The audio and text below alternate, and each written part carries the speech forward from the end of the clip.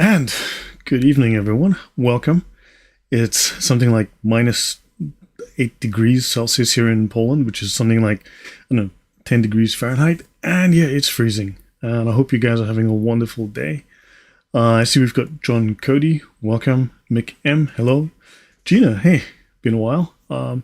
Says I finally get to catch a live session. Yes, I had a wonderful Christmas season. It was a great time with family. Good New Year. Hope you did too. Hope all of you did. Valinus, hey, good to see you. Just Janice, good to see you. Shy, just working on my social credit score. Long name. James, welcome. Okay, yeah, so today I want to finish part 3 of my talk on woke, on totalitarian woke. Welcome, Joel Thomas. Yep, so as you know, this talk has been about totalitarianism and the 8 psychological themes that are common within totalitarian and totalist movements, and how this actually connects into socialism, how this connects into the woke movement, and how, according to the scholars who've studied this, at least the 2 scholars that I've referenced, this is a result of Gnosticism. And they tie it back to Manichaeism. Manichaeism ties into some serious heresies which have, oddly enough, we can find that referenced in the work of Martin Luther, John Calvin. So this is something that I will be detailing more this year. I'll be going through the Gnosticism that has been remarked on by more than one scholar with regards to the work of the founding Protestants. Joel Thomas, Roseanne Rossi, welcome. Dan Simpson. Okay, yeah, let's dive into. Okay, so let me begin with what I was going to begin with. I'm assuming my audio is coming through just fine. Right. Okay, so let me have a look at this. Someone called Bo Rudder on YouTube, who's given me grief in the past. He left a comment because he was unhappy with me posting some unhappy news about Martin Luther. All right. The tunnel under the Brooklyn Synagogue. I saw that. Yeah, I saw all of that. Yeah. I need more information before I can decide. Okay, right. But did you hear about all the tunnels under Gaza? Lots of known kidnappees, right? Yeah. Okay. So now this painting is called Matron and Stalin. This is a Russian Orthodox. Now, someone mentioned in the comments that Lloyd, you shouldn't make the mistake of failing to make the distinction between the Russian Orthodox and the Eastern Orthodox. Next, they're going to tell me that water is wet and sand is dry. But anywho, so this was on Bo Runner's profile. Now, of course, it's a profile pic, so it's really tiny. It's a little circle, but I noticed it. I'd seen it before. And but notice this is Stalin being presented as a saint. Now, there have been movements that have tried within that part of the world to canonize Stalin, to make him a saint of the church.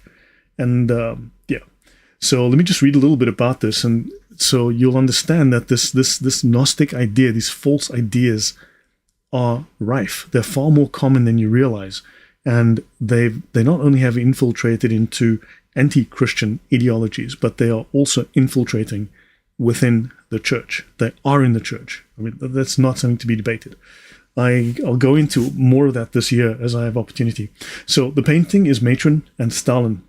So this is Bo Rudder's pick, right?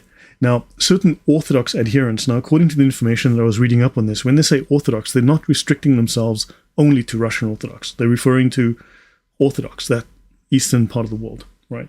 So by this veneration of him in a biopic, I was assuming that he supports making Stalin a saint, or maybe Stalin is Soviet Jesus for this Christian.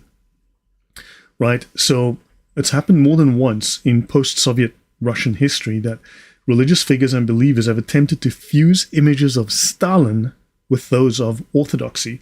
Now, this is the Orthodox family. We're not saying, well, it's just the corner of 5th Street and 9th Avenue Orthodoxy, just that little 10 square meters. We're talking about Orthodoxy as a whole, right? So in 2008, a controversy erupted in St. Petersburg over this painting. depicting a disputed wartime encounter between the Blessed Eldris of Moscow, who's a recognized Orthodox saint, and Stalin. So this painting was deemed an icon. It caused the local church to dismiss the priest responsible for displaying it. They threw him out the door. Good.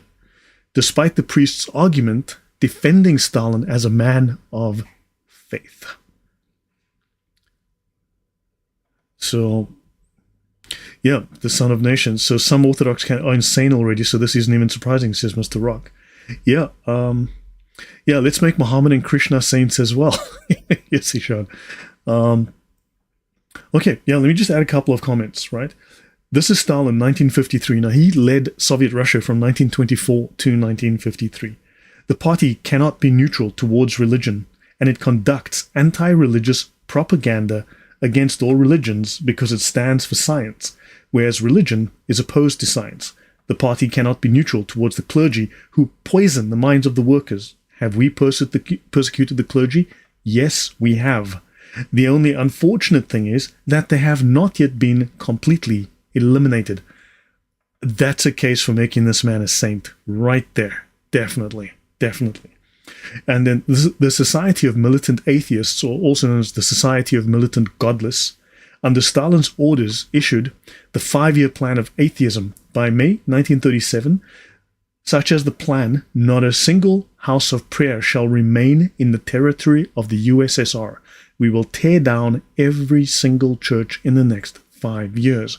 And the very concept of God must be banished from the Soviet Union as a survival of the Middle Ages and an instrument for the oppression of the working masses, because you know how Soviet Union government uplifted the working masses in gulags and stuff like that. So I think Bowrudder might want to reconsider. Now, he did say that he was using this to mock the Orthodox Church. He was using it to draw attention to the Orthodox Church because he was trying to illustrate. Of course he was. Sure, buddy. Sure. Okay. Mal from Islamic Origins was kind enough to leave a comment. He said, Stalin was a mass murderer. It is blasphemous for anyone to depict him as a saint. This is idolatry, not iconography. It is mixed up with ideology. Right? This is a temptation that Orthodoxy and Protestantism struggle with, due to both being a state religion and therefore prone to buttress up the state. The Anglican Church, the Protestant movement as it began in Germany and other locations, those were state religions. Those were controlled politically. And the original founders of Protestantism did institute theocracies. Right? So he says there's something very Russian about this image. The woman is sitting down. This means in Russia, she's about to go on a journey. It's a custom to sit and reflect first. But Stalin is on the journey. It seems to be suggesting that her journey is to follow him rather than God. So that is very disturbing. Okay? Now I'd like to add a couple of things. This is from an interesting book called A Sacred... This is page 49. Let me just go to the beginning of the book. This is called A Sacred Space is Never Empty. And I believe it's by Victoria Smolkin. She's a professor.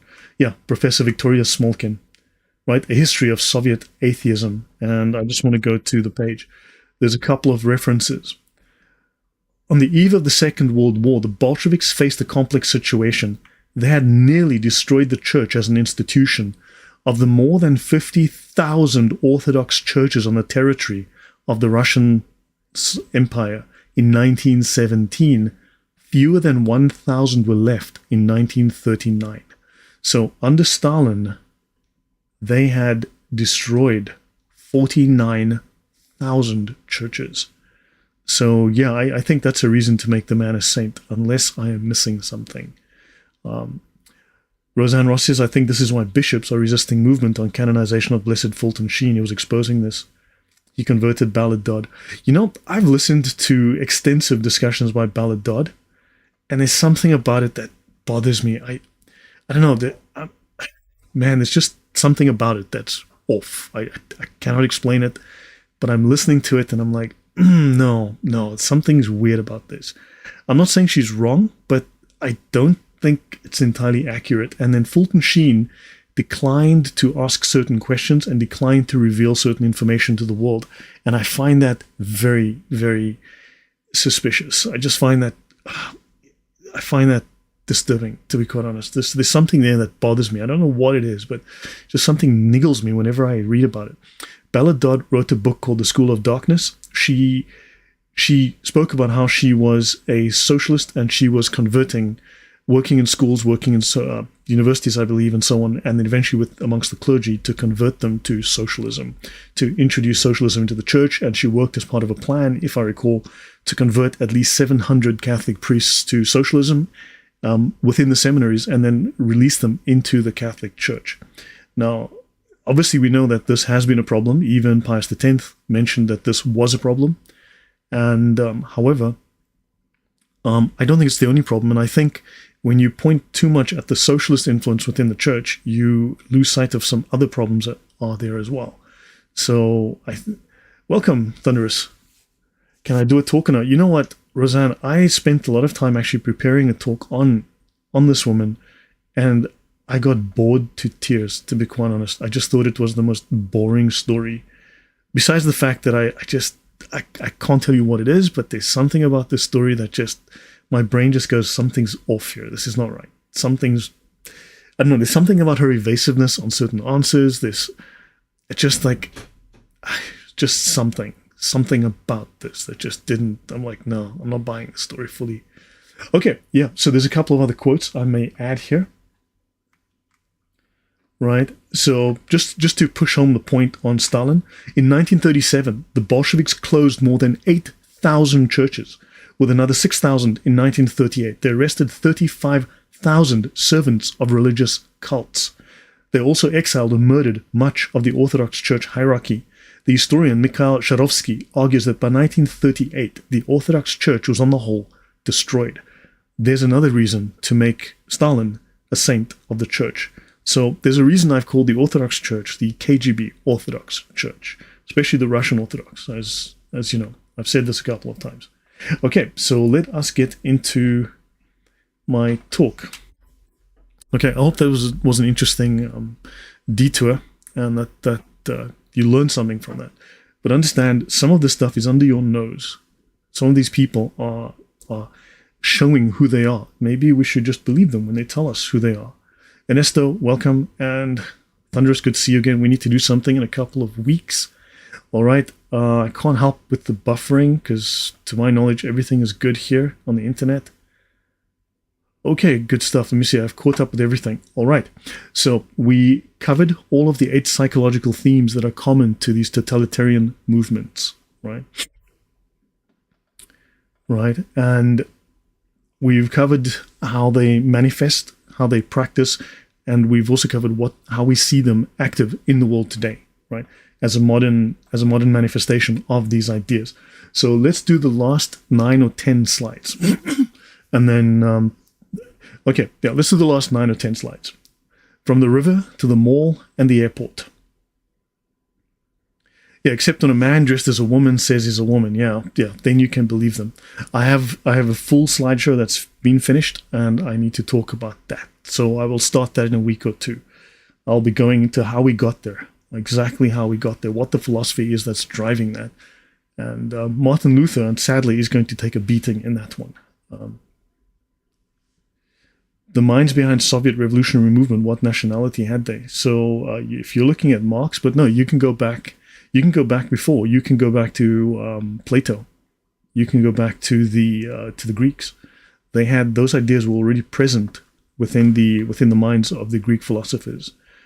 You can go all the way back to the Enlightenment. Those ideas were there as well. They were there before Marx. They just simply refine, they change, they adapt to the culture of the day. That's all. They simply modify. That's all they do.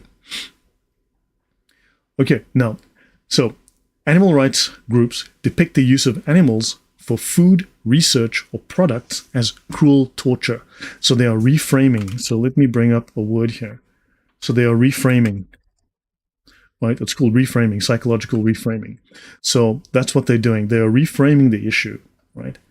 So they depict the use of animals for food, research, or products as torture. Dissenting views literally threaten the lives of helpless creatures, you bigot, you animal-hating bigot. Everything becomes emotional. Nothing becomes logical anymore. So a crisis mentality is created. So they create this crisis mentality, right? You're trying to save, oh my God, you're killing puppies. Do you remember when I was younger, when I was a kid, there was the whole story about men beating seals with clubs. Oh, we got to save the world by stopping people from beating clubs over the head with bats. Like, okay. So conformity with the group's strict vegan theology is the only moral option. You see, if you don't want to be beating and killing animals, you have to be a vegan.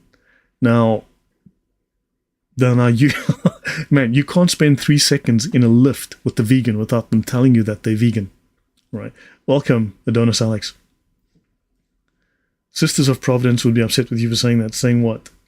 Oh my, the baby seals. Yes. So anyway, so understand veganism also is a Gnostic idea. We've briefly touched on that. I've touched on it before in other talks. So this veganism is also because of meat. Meat is something that is too closely bound up with matter.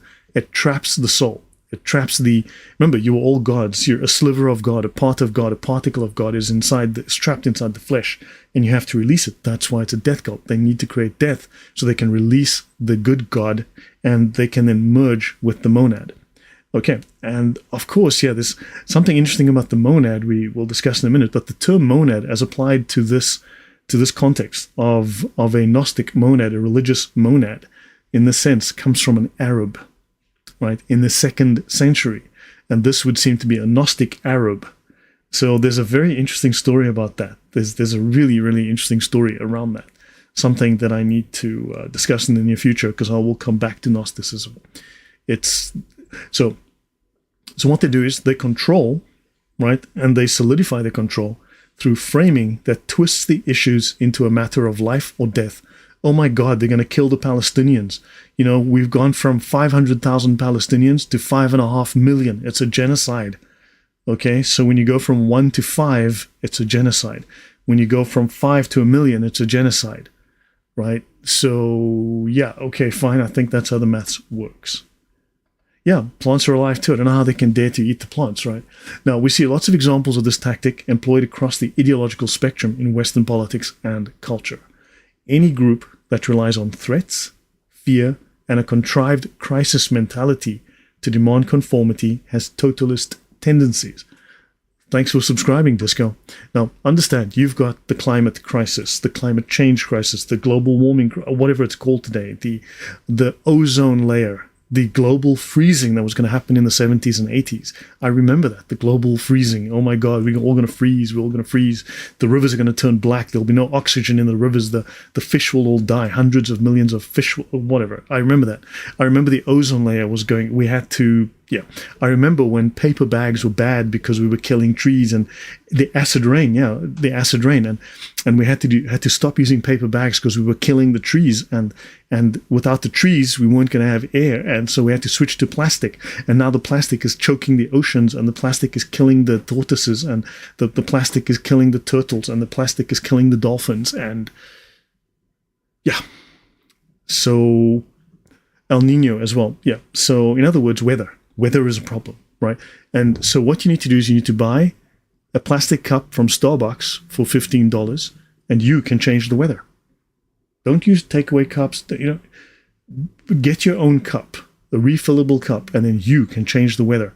So if you buy a cup, you can change the weather. See, you need to get tap water. You need to buy these bottles. Now these are bad. Sorry. Story's now changed. Now you're a bigot for using this. You need to drink tap water. And you can't use these bottles because you're killing the environment. And so understand, you're being bombarded with these messages. So if you can debunk lie number A, they're hitting you with lie number B. And if you debunk lie number B, you've been hit with number C, number D, number E. They're baffling you with BS faster than you can deal with these things from every front. They are attacking you. This is also a Sufi Gnostic idea. In fact, there's a poem by Rumi that says something about he has attacked you from every side to bring you to the center, right? Or something like that, which is a Sufi poem. They're actually utilizing a Gnostic idea, right? Yeah, lie number B. I know. I'm not trying to make sense. The stuff doesn't make sense. It's not meant to make sense. It's meant to be emotional, not sensible. There were acid rain images in our textbook. They were just normal erosion images. I know. So global warming had taken away all the water in South Africa. And then, of course, it was actually just water mismanagement by incompetent people. And, of course, it rained and all the dams were full again. So problem solved. There were some leftists on a podcast where Trent Horn was debating them, and they said that having sex with an animal was better than killing it. Yeah, that's very Islamic. Isn't that just... Yes. Yeah. Okay. Yeah. So do you understand this irrationality? We've allowed this, and you have to call BS on it. You need to start speaking. Okay. Now, so we have seen radical Free Palestine violence, right? It is terrorism to use violence and force to make others submit to your political demands. Understand, that is terrorism. That is urban terrorism.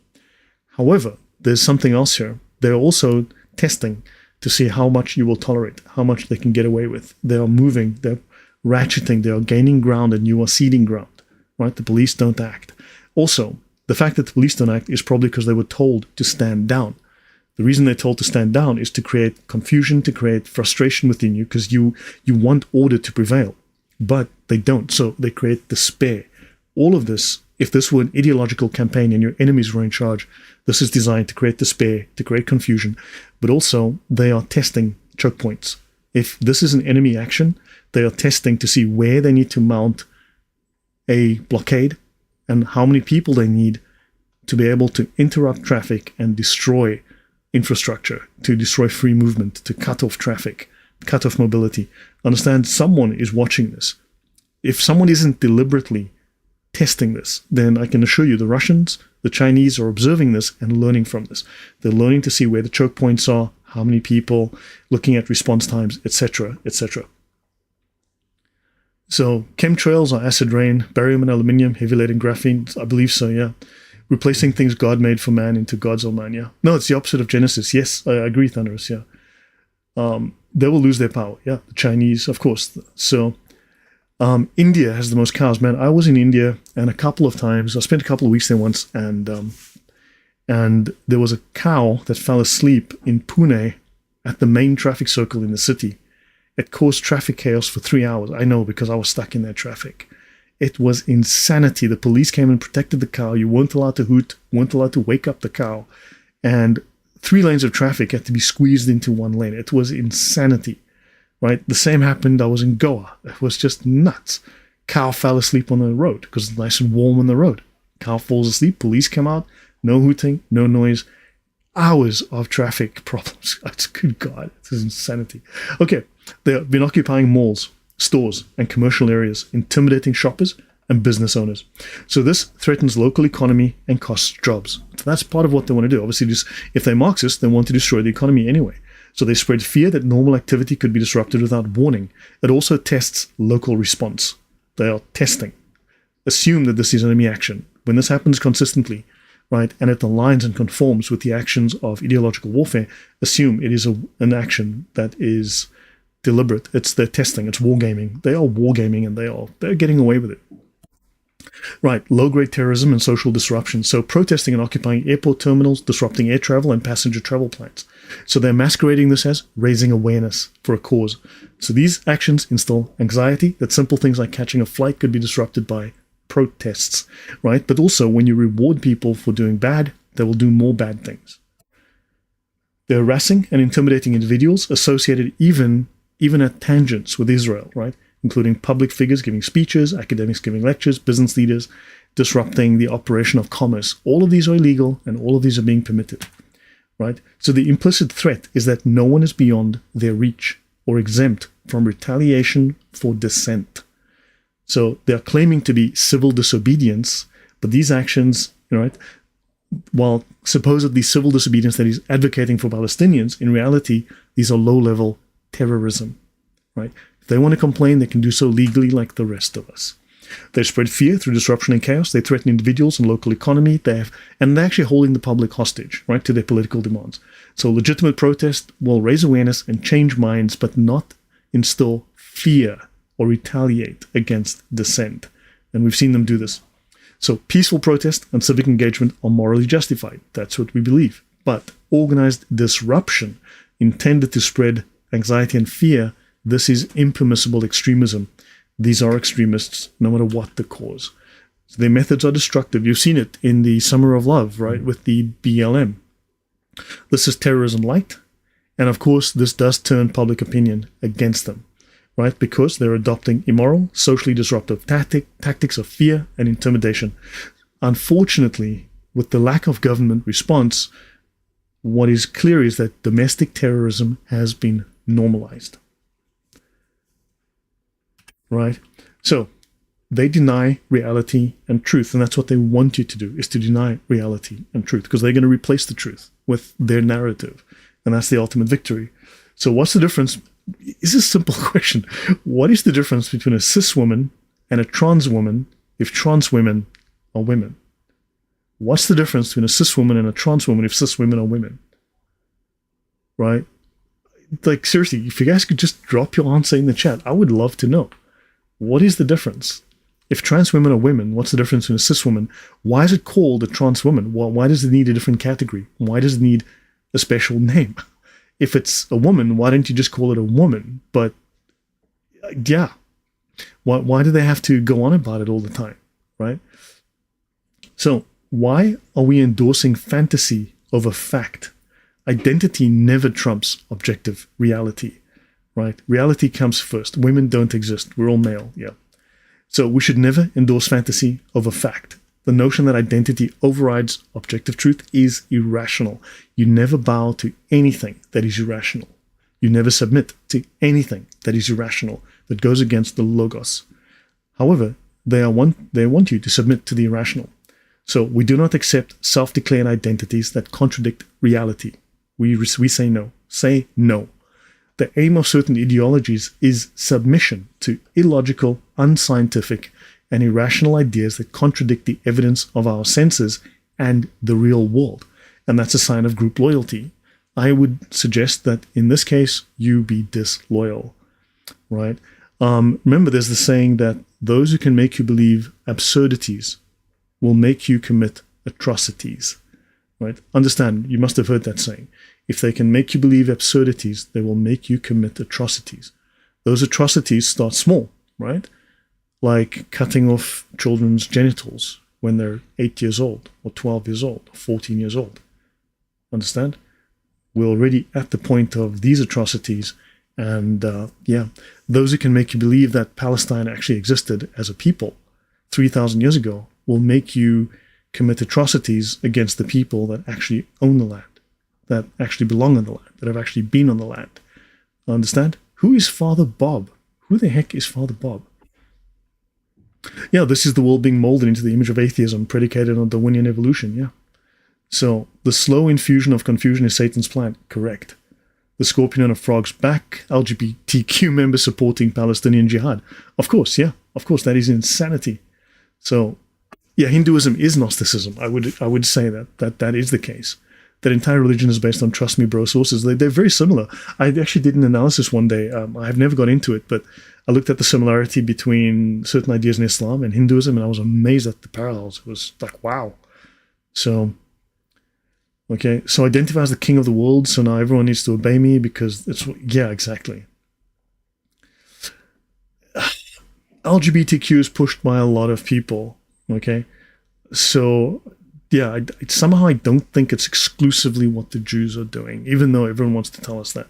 And seriously, you know what? I had to have some work done on my teeth, and you know what? They found a miniature Jew in my tooth with a hammer, and sugar that was causing cavities in my teeth.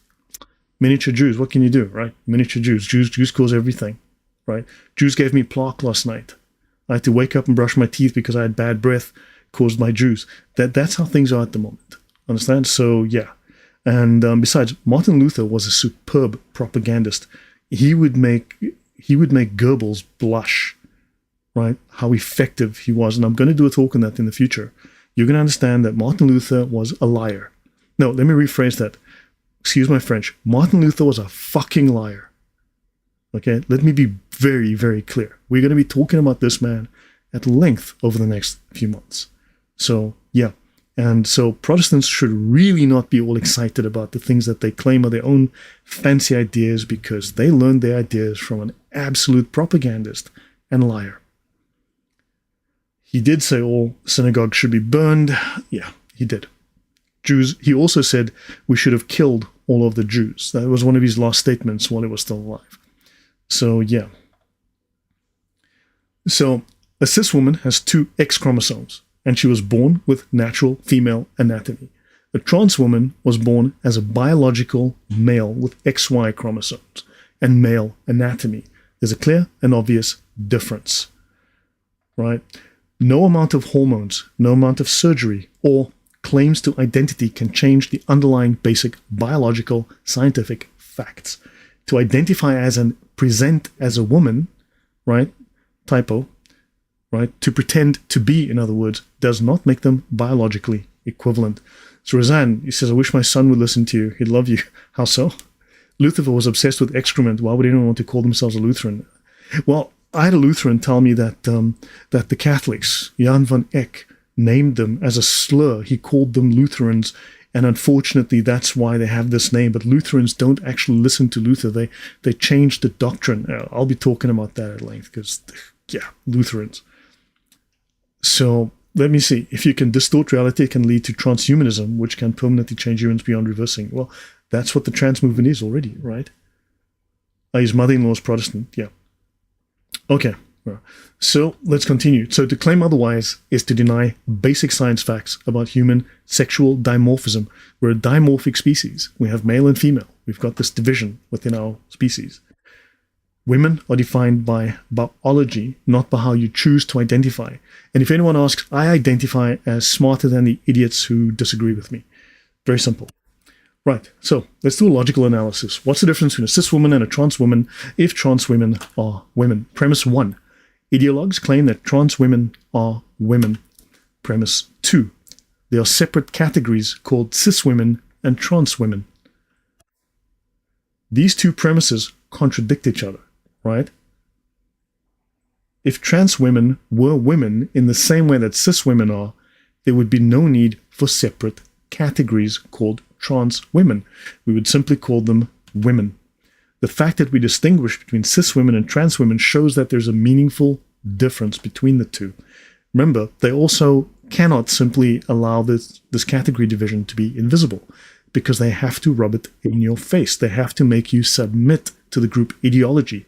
You're an enemy. You will either submit or they must destroy you. You need to understand you have enemies and you need to treat them as enemies.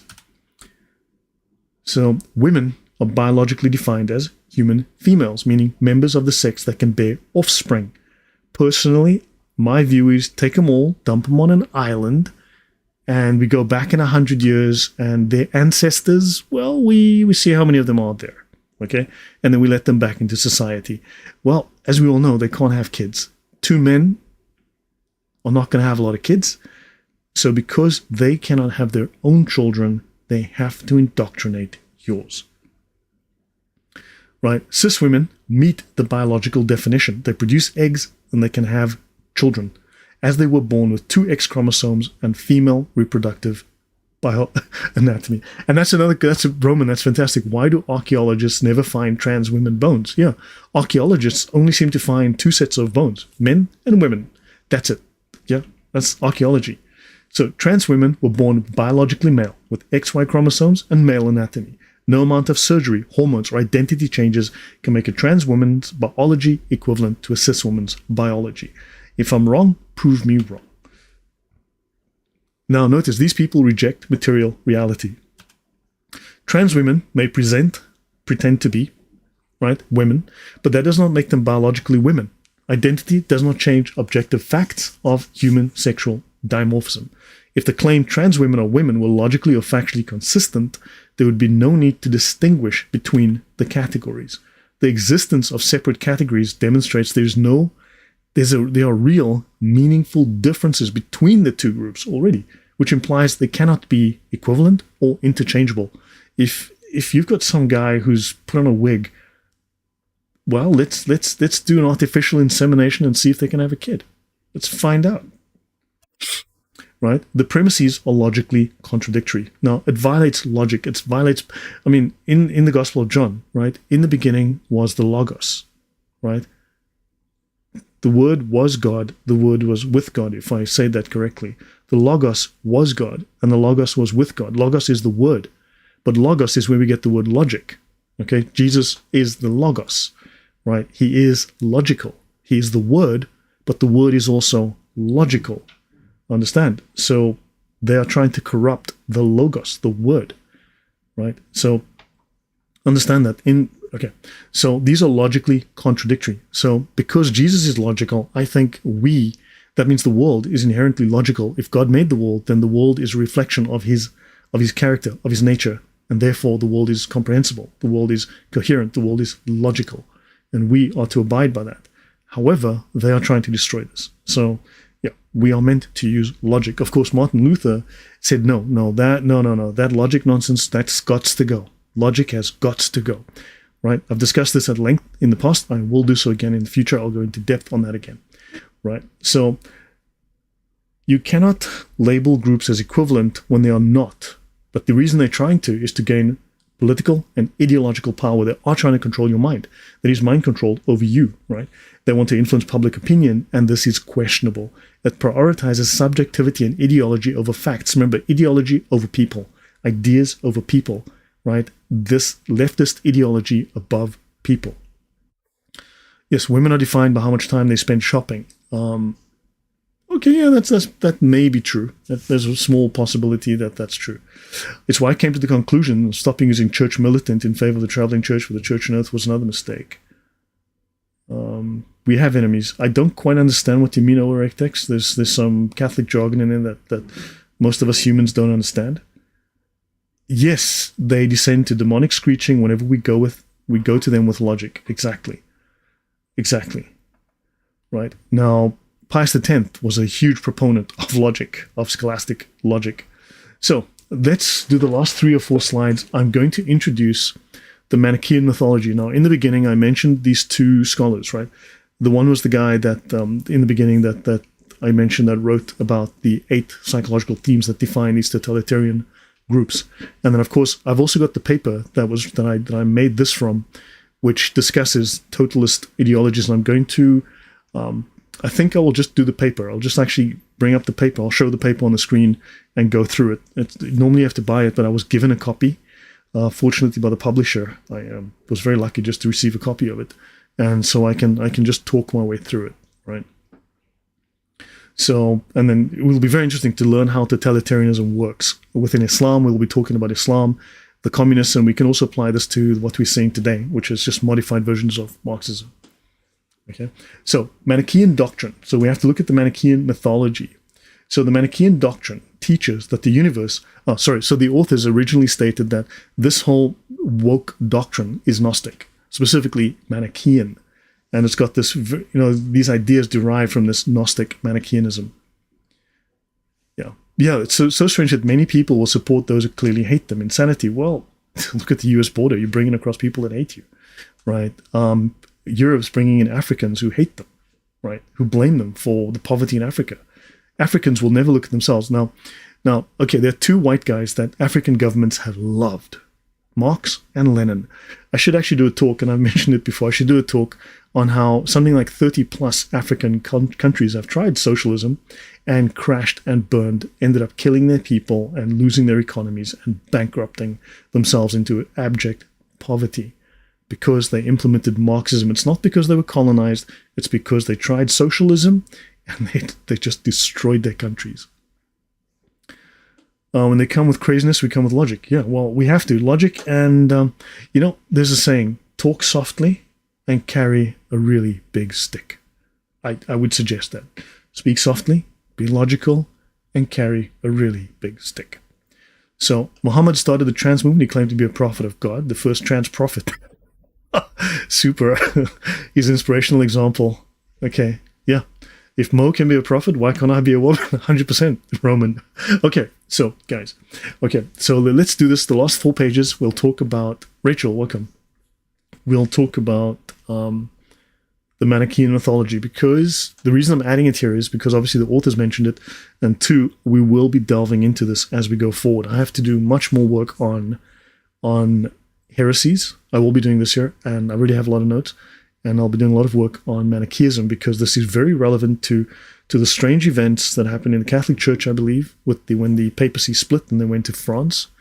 I suspect there's something there, and certainly within Martin Luther and John Calvin. But let's continue. So Manichaean doctrine teaches that the universe was originally divided between two eternal, uncreated, and utterly irreconcilable principles, right? So that should be relevant already to the political divide, which I mentioned in the beginning, where they see as anyone who doesn't follow their beliefs is the enemy, right? Light and darkness. So the realm of light was ruled by the Father of greatness. It consisted of 5 worlds, and it was characterized by peace and enlightenment. The realm of darkness was ruled by the Prince of Darkness. It was manifested as 5 worlds: smoke, fire, storm, mud, and darkness, characterized by constant warfare and procreation. So the world of darkness, that would be the one you live in, was characterized by warfare and procreation. Now, atheists will go on about Christianity just caused warfare, religion just causes warfare. I wonder where they get that idea. And procreation, well, abortions are necessary. Stop having babies. Oh my God, we're not having babies anymore. Good God, we need to import the third world into Europe and America. Understand? See where these ideas come from? They go way back. The text explains the adversarial nature between the realms of light and darkness, with the Prince of Darkness wanting to... My bad, because I'm obviously thinking from a... Sorry, I've got it backwards. I'm thinking from a Christian perspective. I've got it because I'm obviously thinking evil, but no, they are the good guys. Sorry, the bad guys think they're the good guys, so my bad. Got confused there. So the Prince of Darkness wants to possess the magnificence of the realm of light, okay?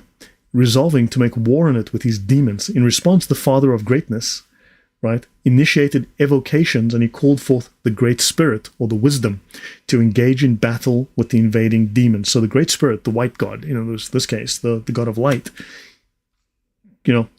invokes the Spirit of Wisdom to engage in battle. During the battles in the realm of darkness, the first man with his 5 sons, this number 5 comes up a lot, darn it. My camera keeps doing that. Let me just fix my camera for a sec. Okay. So the first man with his 5 sons who composed his soul and with the 5 garments of light engaged in a struggle against the demons, right? And the text tells us how the demons eventually overwhelmed the first man. They beat him, leading to the sacrifice of his soul. So he loses his soul, and his soul is composed of his 5 sons and his 5 garments of light. And he loses them to the swarming demons, leaving him lying unconscious on the battlefield. Villainous says, bit like the woke. They think they're the good guys, but are really the bad guys, of course. Yeah. So, as a result of this conflict, the light, which was the substance of the soul of the first man, becomes engulfed by the darkness of matter. It gets trapped in matter. And over time, this light was poisoned by matter, and it lost consciousness of its God nature, right? So, sounds super pagan, I know. Now, here's the thing. This is Manichaean mythology, right? I bet you, if you go look at Jimmy's version of Manichaeism on 9th Avenue, and you compare it with Johnny's mythology of Manichaeism on 3rd Avenue, I bet you they're going to have some incompatible differences. And that's the standard story. That's the standard story, right? But then you look, there's been thousands of these Gnostic sects. They're all going to have incompatible, utterly contradictory stories. Do they see this as a problem? No, because it's your truth. It's your truth. The fact that there's no objective truth and it's just fairy tales you're making up left and right, not a problem. So that's how you can make up your own gender. Do you understand? You're just making up your own gender because you can make up your own nonsense cosmology. So the recovered consciousness of the first man leads to a call for help to the Father of Greatness. And then the second evocation, the second regeneration takes place, or calling forth takes place, involving the living spirit. So gender fluid, very fluid ideology, exactly. It's extremely fluid, yes. So involving the living spirit. Now the living spirit comes and calls forth 5 sons to descend into darkness to find the first man. Have I explored the Summa Contra Gentiles by Aquinas? A little bit. No, not a huge amount. A little bit. I spent more time looking into Irenaeus. I was doing that today, in fact. So the living spirit then sent out an awakening call to the first man below. And the call, together with the first man's answer, rises from the depths to the realm of light, leading to personification of reflection of life, or the great idea. Does this sound like crazy? Because this sounds crazy to me. So yeah, they call down to the first man, and his answer becomes personified. This encounter, described in the Doctrine of Manichaeism, discusses cosmic and spiritual themes. This story sucks. I know, it's boring. Embodying the eternal struggle between light and darkness, and the quest for redemption and transcendence, and to return to the light. Right? So this understanding of the Manichaean doctrine provides context for the reference in this text called, the original text called Totalism and Totalitarianism, where the concept of Manichaeism's teaching and its cosmological implications illuminate the foundation of the ideology of totalism and its philosophical underpinnings, right? So who was Manichaeus, or Mani, or Manes, right? He lived from roughly 216 to 276. He was a Persian, so that's the same area that Zoroaster came from. And religious teacher, he was founder of the Gnostic religion of Manichaeism. It feels like the deification of man, and that's interesting. That's a very fair point, Villainous. Yeah, the deification of man. Yeah, man rising, and yeah, very much. Atheism is the deif. How many atheists don't say we are gods? I thought it's a non-religious organization, but okay. Modernism, exactly, Roseanne. You'll find all of these elements in modernism. That's part of why I'm doing this, because modernism is made up of all of this craziness. So it claimed to be the culmination of Zoroastrianism, Christianity, and Buddhism. Didn't Pius talk about the synthesis of all heresies? Well, this was a synthesis of Zoroastrianism, Christianity, and Buddhism. So now you're looking at these syntheses of different ideas, incompatible ideas squashed together, and then suddenly you've got this new theology with these incompatible ideas. Now, his Persian name was Shuriak, or Kubricus in Latin. In the Doctrine of Manichaeism, the teaching of light, as it was called, the universe was originally divided between two eternal, uncreated, and notice the Quran is uncreated. Here the universe is uncreated, and utterly irreconcilable principles, light and darkness. The realm of light is located in the north, tended upwards, and extended infinitely to the north, east, and west. Right? It was ruled by the father of greatness, identified with Zurvan in Persia.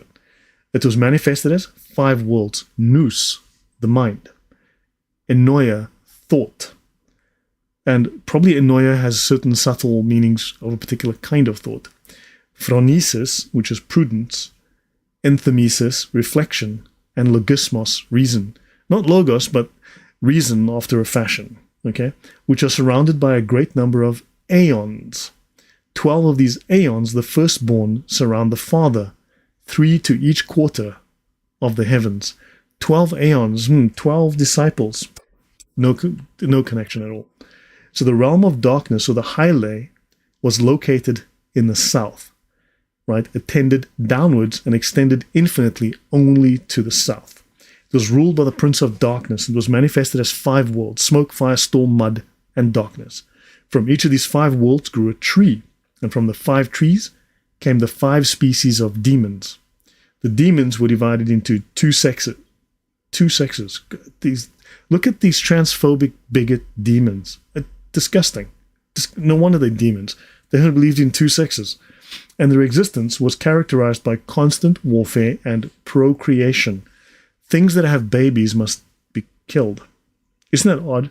Isn't that odd? Yeah, we must have abortions. Each world of darkness was ruled by an archon: a demon, a lion, an eagle, a fish, and a dragon. So the Prince of Darkness combined within himself the attributes of all 5 archons.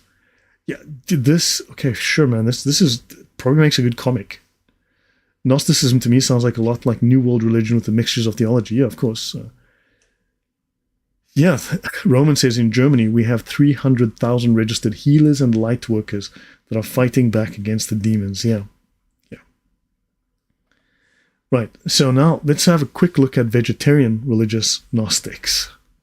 Right, so because of this inherent restlessness of the realm of darkness, right, it was always wanting to invade across the borders into the realm of light and fighting with the forces in the realm of light. So a chance shift in the battles within darkness elevated the Prince of Darkness to the highest point of his realm, where he sees the light. So the magnificence of the realm of light creates a desire within him to possess it, right? So he says he's going to make war in the realm of light with his demons. So the Father of Greatness sees that it was necessary to meet the challenge of the forces of darkness.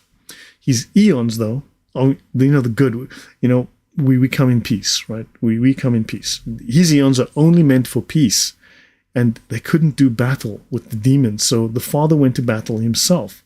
To do this, he calls forth 3 evocations of himself. In the first evocation, whatever the heck that means, the Father called forth the Great Spirit, or wisdom, called Sophia. Right? This is their version of, Sophia, that becomes a Gnostic term for wisdom, right? Science, falsely so called. So the Great Spirit protected the mother of the living, and the mother of the living projected the first man, right? Which is identified with Ormazd in Persia.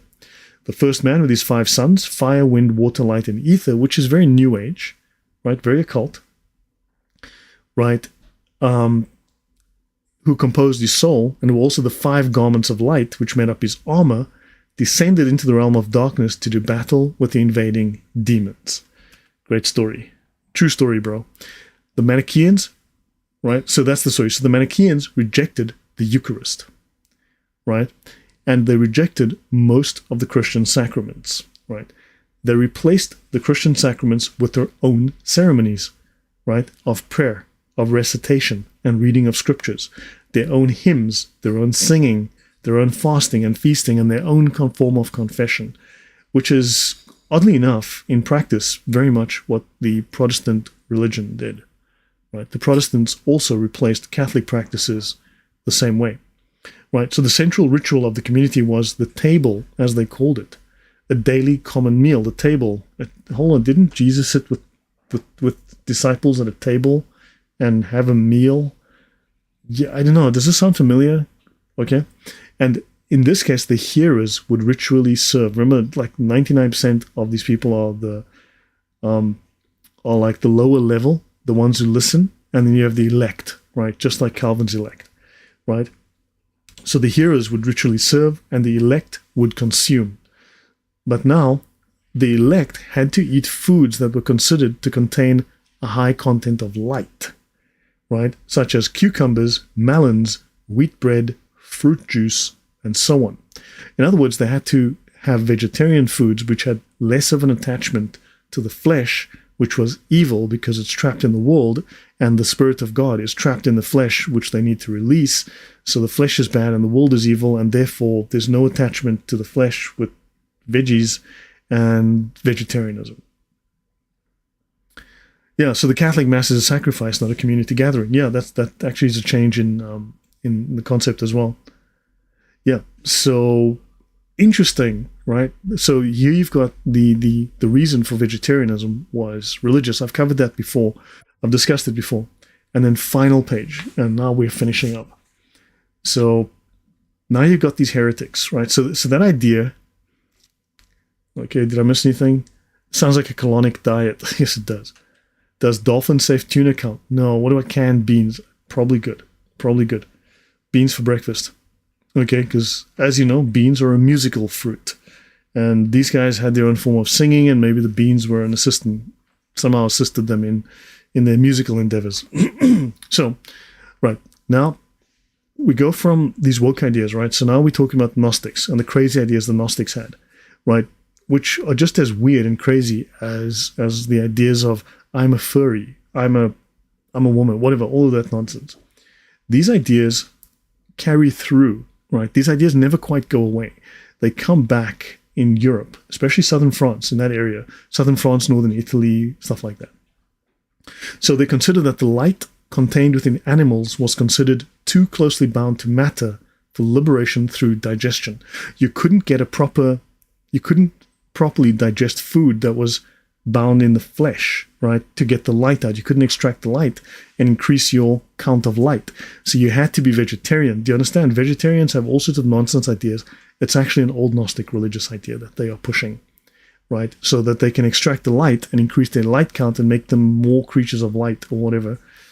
So the Manichaeans celebrated the annual bema, or the master's chair, right? This was a feast in spring to honor Mani's death, which concluded the 30-day feast for the hearers, or fast for the hearers, right? So, of course, they had a 30-day fast like Islam does. Despite its official, and I know that Bala, who did a talk on Islamic origins many years ago, he discussed the very close parallels with Manichaeism and Islam, right? So there are very close parallels to Manichaeism and Islam. However, the Cathars and Albigensians were a group that also very important. We'll discuss them now at the end. So officially, this group dies in the 6th century, right? Why did I say CE? Christian era. When you see CE, just tell people Christian era. It'll annoy them, right? But similar groups emerge, right? Lasting well into the Middle Ages, right? Notable among these are the Bulgarian Bogomils and the Cathars, or Albigenses, in southern France, or in the Languedoc region, right? These later sects, they share certain beliefs and practices with the original Manichaeans, and they faced persecution from the political religious power, like their predecessors. What is interesting, though, is a couple of things. The philosophy that Martin Luther drew upon, more than one historian, more than one commenter has noted that Martin Luther's ideas align very well with the Manichaean ideas, right? There's actually an alignment, a parallel with the ideas of Mani and certain concepts that come from Mani's thinking and his Gnostic theology that are tied to Martin Luther. That's something I'll be talking about in the future. And these Cathars and Albigensians, when you look at in the 16th century, when the Protestant religion began, when the Protestant schism started, because biblically, one of the pillars of the church that recognizes that a true church must have an apostolic succession. And I have covered this. I've done a specific talk on this, two shows on my channel. The Protestants between the 16th and the 18th centuries, between the 1500s into the 1800s, were making claims that they were apostolic. And every single Protestant church, to prove their apostolic lineage, they claimed that they were related through the Albigensians or the Cathars. Now, we've just shown you how absolutely bat poop insane, right? How absolutely nuts this Manichaean / Cathar / Albigensian mythology is. It is complete and utter hogwash.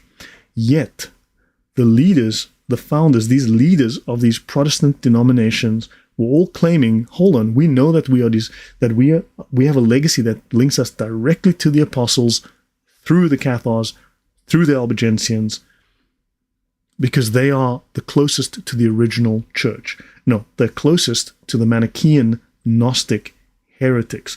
Do you understand the problem that I have here? That if major leaders of the church after the death of Calvin and Luther were saying, well, of course we are linked directly to the apostles. We are the original church. In fact, we can prove this because we follow the practices of the Cathars and the Albigensians. That's not even remotely Christian. Given the mythology I've just given you, give me a 1 in the chat if I make sense here, if this makes sense. If this demonstrates the concern that I have about this, why this is nuts. How can Christians who have now founded denominations like Baptists, okay, the Baptists are probably the worst in this, but the Baptist church says, well, because we are the Cathars, we're the Albigensians, therefore we are the original Christians, to which the correct answer is bullshit. You are claiming that you are linked to the Manichaeans, and it makes nonsense. Exactly, Sohrab. It makes nonsense. Do you understand the problem? You are linking to these people who've made up this crazy mythology that I gave you, and they're saying, no. Because personally, I don't think Apostle Peter, Paul, James, you name it, I don't think any of them had anything to do with these Manichaean crazy people. So, yeah. That is a serious, serious issue. And this is something that the Protestant historians and Protestant theologians and your YouTube historians just don't seem to talk about very much. I don't know why. Yeah. PhD is Latin. And actually, hold on. As I've discovered, obviously I'm not a PhD myself, but I've discovered that PhD is Latin for piled, high, and deep. So PhD is Latin for piled high and deep. Piled very high and very deep. We don't ask me what is piled. Okay. Yeah. So yeah, they trace their yeah, of course. So okay, so now these sects shared beliefs and practices with the original Manichaeans, and they faced persecution because they freaking Gnostics, but they were violent Gnostics.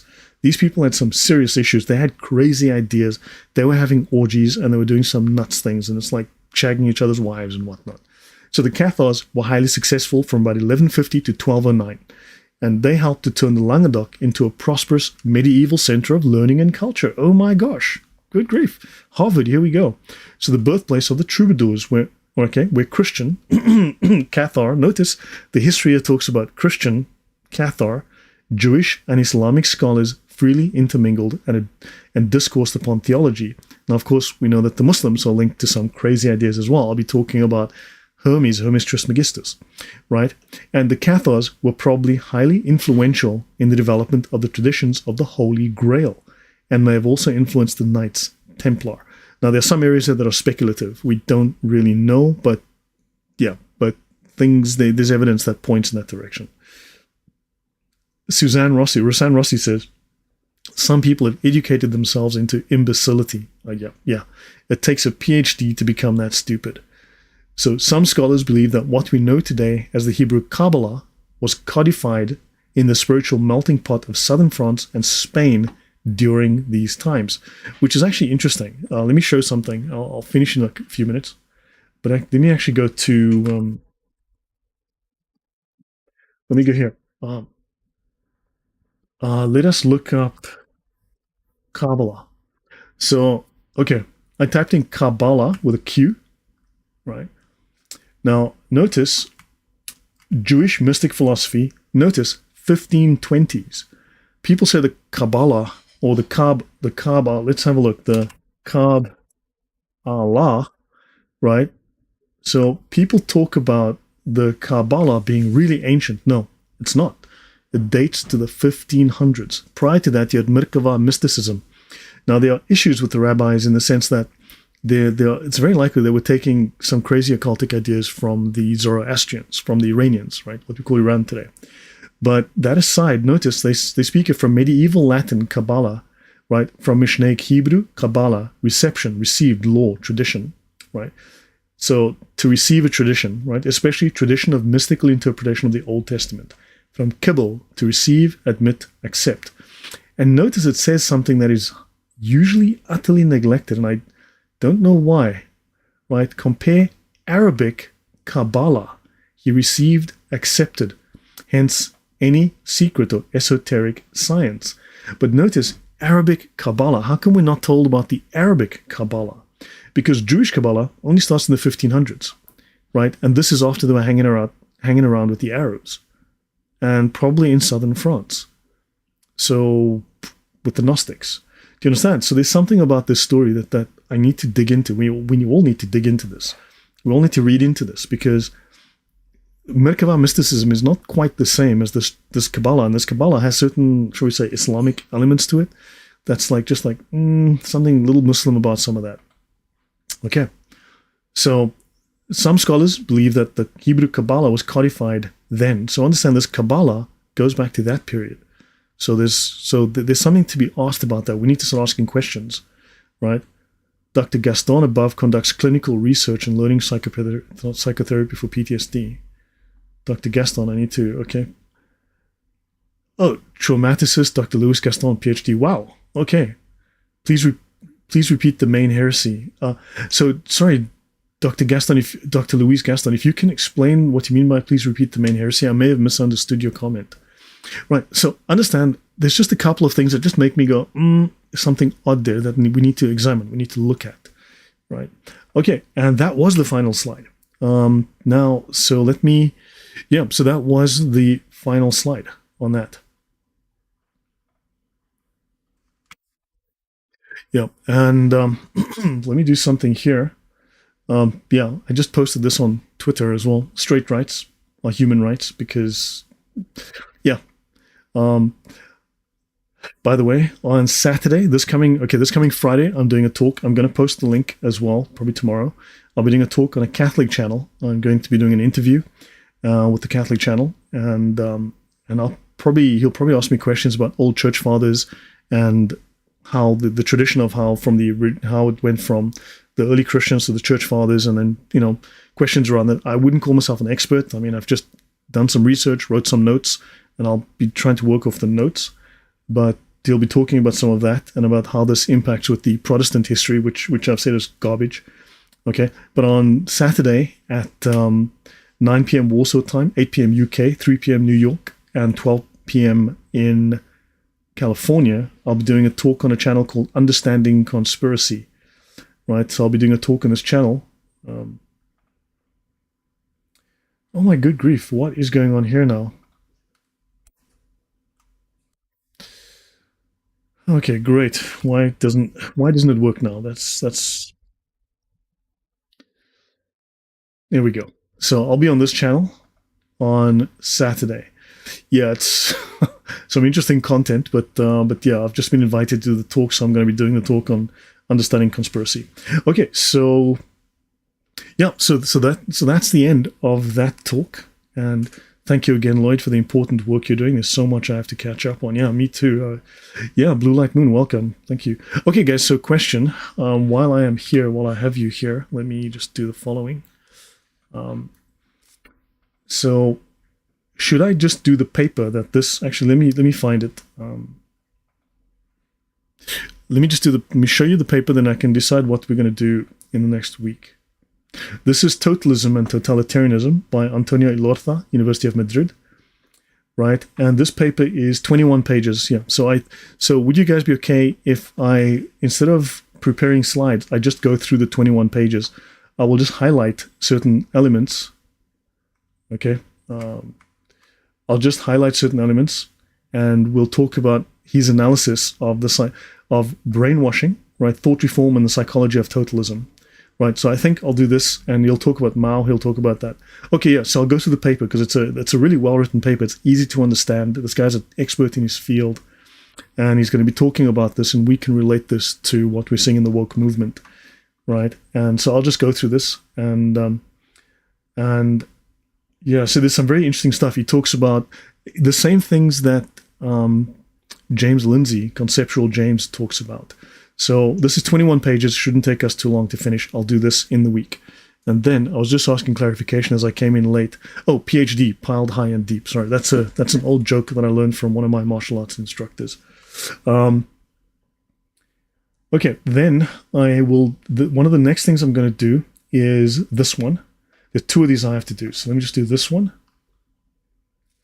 Realism versus nominalism. This one I think is done. Yeah, it's 54 slides. That's going to be like 3 or 4 episodes. We have to talk about this. Nominalism. This is critical. I haven't finished the slide. If you watch this particular series on my channel, it will help, right? This will really help you. It will give you some concept, right? Where the philosophy came from the Greek pagans. And then we talk about rationalism. And we're going to talk about moral absolutes and how these people are the opposite of moral absolutes. For instance, moral absolutes, they'd say, oh, you're an absolutist, you're a crazy psychopath extremist. No, do not murder. I think that's a fairly reasonable moral absolute. Do not steal. I like my stuff. Don't steal my stuff. I think that's tell the truth. Yeah, I'd say that's important, right? So those are the moral absolutes. And we'll talk about universals and the lack of universals, the lack of objective truth. Okay, and then another talk that I need to do is, of course, the Reformation, moral preening, and the first woke revolt. So my question to you is, which one would you like me to do first, right? Because I'm not going to get direct. This one really examines Martin Luther as well, goes into some depth on Martin Luther, and then we're talking about the Reformation as a woke movement. Right, we'll be talking about the Reformation as an original woke movement with parallels to what we see today, and the other one is philosophy, nominalism. So, just let me know: 1 for realism, 2 for this one.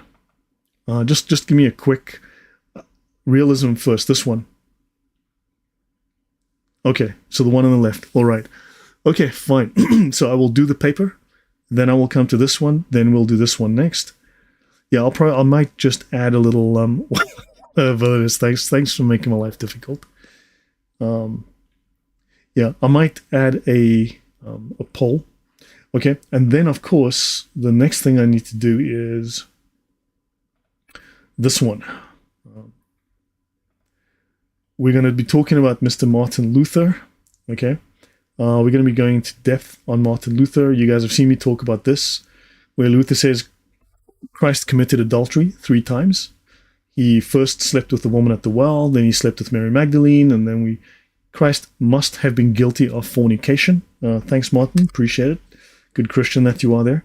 Okay, we're going to be talking about how Luther basically stated that it's okay if we kill disabled people. You know, that's okay. They're disabled. They're not real people. Go ahead and kill them. That's fine. No problem. Right. So that was Martin Luther's morals, right? And then, of course, we've spoken about this in some of his last letters to his wife. He described his inability to be sexually aroused by the sight of prostitutes, and he blamed the Jews. Oh, thanks, Martin. Appreciate that. Dear Jane, I can't get it up when I'm looking at prostitutes, and I think the Jews are responsible. Yeah. Thanks, Martin. Appreciate that. That's good of you. Right. And then, of course, we're going to be talking about I'll be touching on this only briefly, right? He says, nowadays, every Tom, Dick, and Harry demands to be believed on the ground that he possesses the spirit of the gospel. Yeah, this is Martin Luther, but we'll talk about the relevance of this, how this is important. That's a whole different discussion, right? And, of course, the theocracy and the wars that he started. Good man. Okay, and then we talk about how he was a nominalist. Right, how he was a nominalist, and also his little love for Islam. I mean, so yeah, Luther. For instance, I'll give you an idea here. This is a paper on Luther, and I've got the original. This is in his books. This is Luther's own words. Okay, I've got the references. I will be showing those. And he says the religion of the Turks, or Muhammad, is far more splendid than Christianity. He actually says it. Our religions are mere shadows compared to Islam.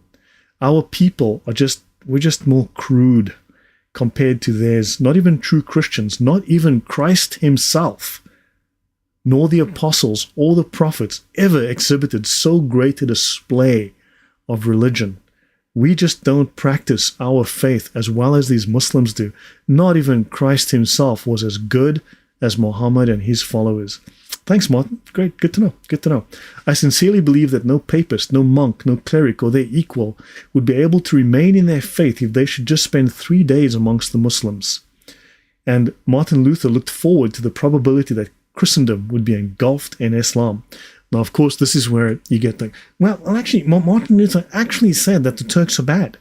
Yeah, but then the next week he said the Turks are just amazing. Not even Jesus could hold a candle to the Turks, to the Muslims, and we should all become Muslim. So here you've got the problem of abrogation. The Quran says A and the Quran also says B. Martin Luther was no different to Muhammad in that regard. And we've got the same problem. So I don't know if you guys understand, there's an issue here. Maybe Luther was monad Unitarian, seeing he taught that Jesus sinned. Yeah, he taught that Jesus was shagging at least 3 women, right? So yeah, that's good old Martin for you, right? And that's actually, this is literally in his works. Okay, he wrote that. I've got the notes. He wrote that. And then we need to talk about the early church. Oh, and then of course, final thing. I'll end here, guys. It's been going longer than I thought, but hopefully you find this interesting. He also does write in his preface. So this is in his own writing. He writes this. This is not me paraphrasing. Martin Luther writes this himself. He writes in the preface to the letter of St. Paul to the Romans, he says, unless you understand these words in this way, you will never understand either the letter of St. Paul or any book of the scriptures. Right? Now he's saying, you must only listen to me. What he says in his writing is, you must only follow my interpretation, only mine. Be on guard against any teacher who uses these words differently, no matter who they are, whether Jerome, Augustine, Ambrose, Origen, or anyone else, as great or even greater than they. Now, who is greater than Origen? Who's greater than St. Augustine? Well, that would be the apostles. So he says, ignore anyone who disagrees with my interpretation and opinion. Right? Donation from Roman. Thank you very much, Roman. Much appreciated. So Martin Luther says, ignore everyone who disagrees with me, no matter who that is in the early church, which by implication means even the apostles, you will listen to Martin Luther's opinion and no one else's. So this is not Bible alone, this is Luther alone. So guys, I'll end it here. So thanks very much for your time. I hope you learned something useful. I hope you gained something out of it. And any last questions before I go? Dan Simpson says, with Tom, Dick, and Harry, Apostles of Luther. No, that's just in the American version. Hold on, let me go and show you. Well, let me show you that. In the American version of Luther's works, they're simply using American idiom. So I've got here the entire library of Martin Luther. So for instance, this is the entire library of Martin Luther. I've been able to purchase all of Martin Luther's works in English, right? This is the Yaroslav Pelikan translations. I believe the German version is even more complete, but this is all of Luther's works. I think it's 58 of them. Yeah, so they're just using American idiom when they are translating into English. Yeah. Okay. Yeah, I guess so. Yeah, I've been working through these now. The search is not as easy as I would like it to be. But. So, guys, that is that. Yeah. So hopefully you've learned something helpful and useful. Hopefully it hasn't been dull. And let your friends know about it. Do like, do share, do subscribe. Welcome to follow me on Twitter as well. And thank you guys for your time, for the comments, for the interaction. And I will see you guys in a few days. So, I'm live on Friday on a channel. I'll post that in my community section. And on Saturday, I'm doing the other interview on understanding conspiracy. All right. So there are some Christian sects who claim Christ was a sinner who needed to repent. I believe they are. Yeah. So these are Gnostic ideas. These are completely Gnostic ideas. And it is very much prevalent within the church. Yeah. So guys, I'll make the papers and everything available. I need to do that. So when I do the paper, I'll make a link to the paper available, but I can't give away my copy because it's an original copy with all the editor's comments and everything in it. And the original one, I don't know what it costs behind the paywall, but I'll certainly share the link so you can see it's a legitimate paper, and also the link to the original book that the paper also draws upon as a reference. Okay, guys, so thank you, a good night, God bless, and we'll see you soon. Take care.